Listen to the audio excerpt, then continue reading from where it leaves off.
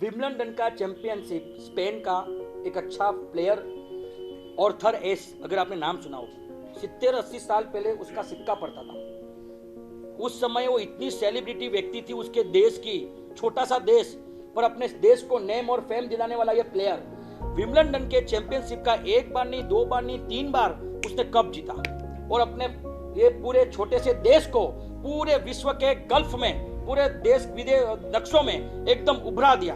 अब उस देश का जब भी नाम लो तो ऑर्थरेस का नाम आवे, ऑर्थरेस का नाम लो तो उसके देश का नाम आवे। अचानक से प्रैक्टिस करने से अचानक उनके शोल्डर पे इंजरी हुई। इंजरी होने के बाद ब्लड चढ़ाना पड़ा, गलती से HIV पॉजिटिव का ब्लड चढ़ा दिया और उसके शरीर में HIV ग्रस्त हो गया, वो एड्स का पूरा वो हो गया। अब देखो क्या होता है, सारे बाजू उसके देश में सब सारे युवा वर्ग रोड पे आ गए। सरकार को ध्यान नहीं है, सरकार क्या ध्यान रखती है, उसका अच्छा VVIP ट्रीटमेंट होना चाहिए था, उसका ध्यान रखना चाहिए था।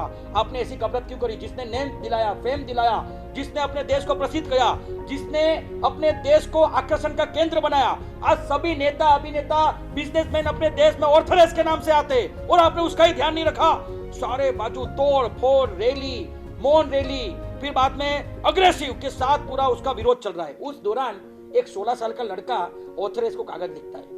ऑर्थरेस को बोलता है, मिस्टर ऑर्थरेस, मैं आपका बड़ा फैन हूं और आपके मेरे रूम में आपके पोस्टर लगे हुए हैं, पर एक चीज मैं भगवान से शिकायत करता हूं, मैं भगवान से कंप्लेन करता हूं, ये आपके साथ ही ऐसा क्यों हुआ? नहीं होना चाहिए।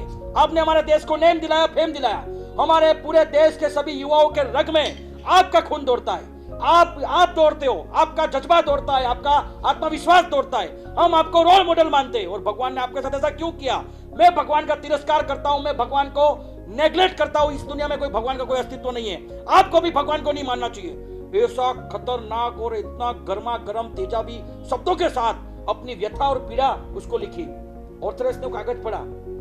उस समय मीडिया में बहुत सारे सवाल ऑर्थरेस को पूछे जा रहे थे, पर उसने जवाब देना मुनासिब नहीं समझा, पर इसको जवाब देना योग्य समझा कि इसको जवाब देना पड़ेगा, तो ये अपने देश का आने वाला भविष्य है, इसके मन में कॉन्सेप्ट क्लियर होना चाहिए। जवाब में लिखता है, मिस्टर सो एंड सो, आपका पत्र मैंने पढ़ा, आप मेरे इतने बड़े फैन हो, आपके मन में, आपके दिलो दिमाग में मेरी इतनी अच्छी छवि है, वो जानकर मुझे खुशी हुई।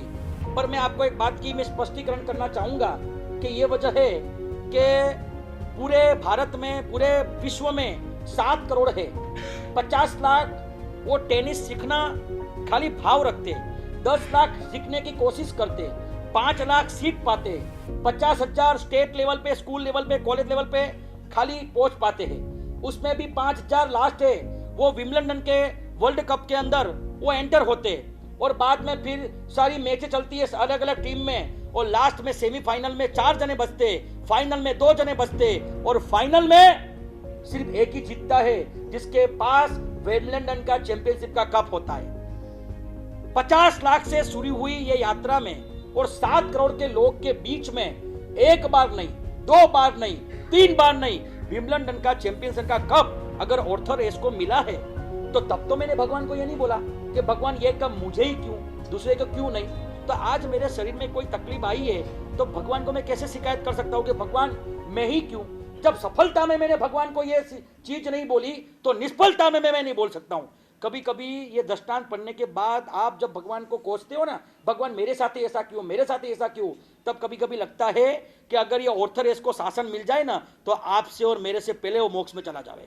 एक अनार्य प्रदेश में जीने वाला, जिसके पास फिलोसॉफिकल टच नहीं है, जिसके पास कोई धार्मिक वातावरण नहीं है, ना ही उसको कोई गुरु का सहयोग मिला है, फिर भी ये भावना रखता है कि मेरे पास जब सफलता थी तब मैंने भगवान को नहीं बोला, ये सफलता मेरे पास क्यों?